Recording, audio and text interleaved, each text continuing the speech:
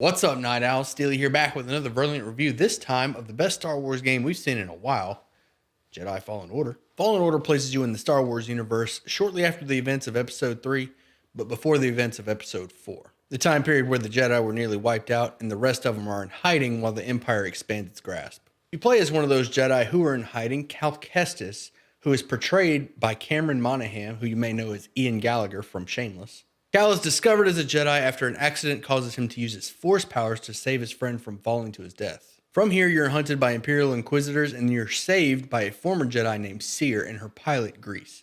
The crew escapes and then you're on your journey to restore the Jedi Order. The game then introduces you to the adorable BD-1 bot, who acts as your sort of sidekick for the rest of the game. And as you progress through the game, you and BD-1 will unlock abilities which you can use to gain access to new areas, which in turn will give you new abilities in new areas and so on. There's also echoes hidden throughout the map, which kind of give you a glimpse into the past, and there's also chests which give you cosmetics for your ship, your poncho, and BD-1. Chests also contain cosmetics for your lightsaber, which you can customize at a lightsaber workbench, and this allows you to make your lightsaber much more personal. Progressing through the map, you'll also find these checkpoints called meditation circles, which function exactly like Dark Souls bonfires, restoring your health and force power as well as the ability to spend skill points.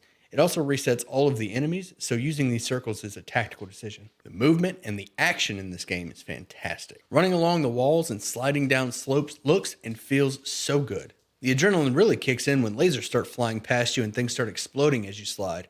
And also a giant bird shows up and starts eating ships out of the sky. The combat is just as exhilarating, being very rewarding to those that learn the enemy's moves and tells, and then timing those perfect parries so you can execute them in the most dramatic way possible. This game is not a cakewalk, however, and even on Jedi Knight difficulty, there are some encounters that are really tricky. Just like in a Souls game, if a giant health bar showed up on the screen, you knew the fight was going to take a few attempts. This game also has some of the best voice acting I've heard in a game. Kid, aren't you supposed to be watching the monitors? Guerrilla fighters, Wookiees and off-roaders ambushing an Imperial convoy. Walkers approaching their position. Tarful could be with them. Tarful could be anywhere, like deep in the ground, like we're gonna be if we get caught up in that battle down there. We don't have any other options, and they'll die without our help.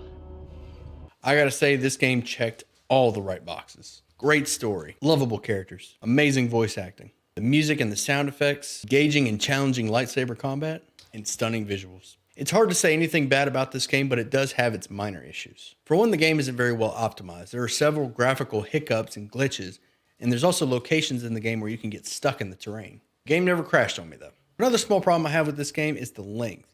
It's hard to squeeze 30 hours out of this game, even if you go 100% full completion mode. Overall though, this game impressed the hell out of me. I can't recommend this game enough. It's a shame it didn't make the cutoff for the Game Awards, but I'd be surprised if it wasn't nominated for 2020. If you enjoy Uncharted or Sekiro Shadows Die Twice, you might want to give this game a chance. And finally, for those of you who've given up on EA games completely due to past blunders, I have to say, if there is hope for redemption, this game might be the one to do it. A single-player story game with no microtransactions, at the very least, I can be happy that games like this are still being made.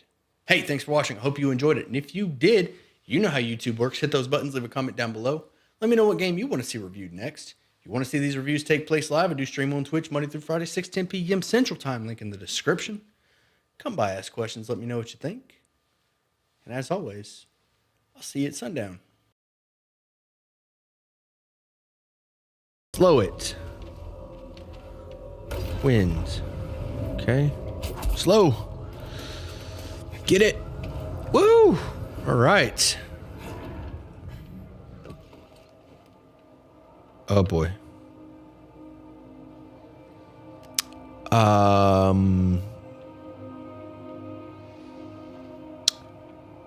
It appears we have found a glitch. Somebody clip it. A speedrunner might want to know about it.